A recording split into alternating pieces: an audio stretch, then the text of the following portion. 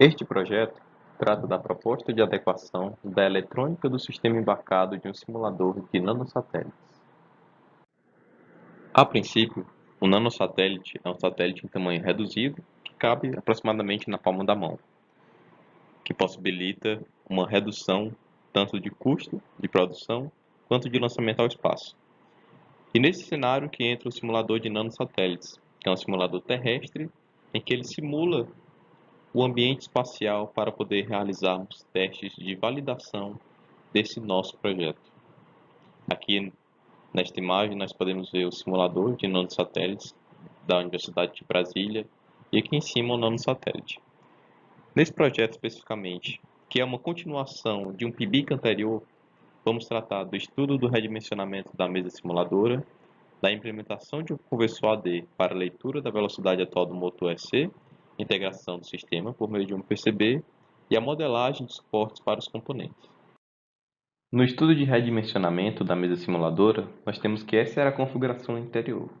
E a fim de reduzir a massa e o momento de inércia da mesa, foram retirados alguns componentes, como determinados trilhos e este peso de chumbo. Além disso, na configuração atual, nós também implementamos motores EC para a atuação da mesa, nos 3 eixos. Com as mudanças realizadas na estrutura da mesa, percebeu-se que a massa diminuiu significativamente em aproximadamente 3,5 kg e, consequentemente, o momento de inércia também, como nós podemos ver a contribuição de cada eixo, em que houve uma redução significativa que vai contribuir para uma melhor rotação da mesa. Já na parte da implementação de um conversor AD, ele se faz necessário porque para podermos ler a velocidade atual desses motores EC adicionado, isso só pode ser feito por meio de entradas analógicas. E o nosso microprocessador, que é um Raspberry Pi, ele não possui essas entradas. Então, nós adicionamos um conversor, especificamente o ADS 1115, para poder realizar essa leitura. E é realizada por meio da comunicação I2C, que já é utilizada neste sensor de orientação implementado anteriormente. Então, para não haver interferência entre esses dois dispositivos, o sensor de orientação e o conversor, nós modificamos o endereço padrão do conversor. Outro ponto que é válido ressaltar é a tensão máxima nos canais, que é de 5,3 volts. Então, a relação que deve ser estabelecida entre a rotação do motor, que vai de 0 a 10.000 RPM, e essa tensão correspondente deve ser de 0 a 5 volts, que foi escolhido para não danificar o nosso conversor. Com a adição de um conversor, é necessário fazer a alteração na PCB. À direita, nós podemos ver que nós temos aqui o conversor AD e os respectivos motores e suas conexões, para poder fazer a leitura e transmiti-la ao microprocessador.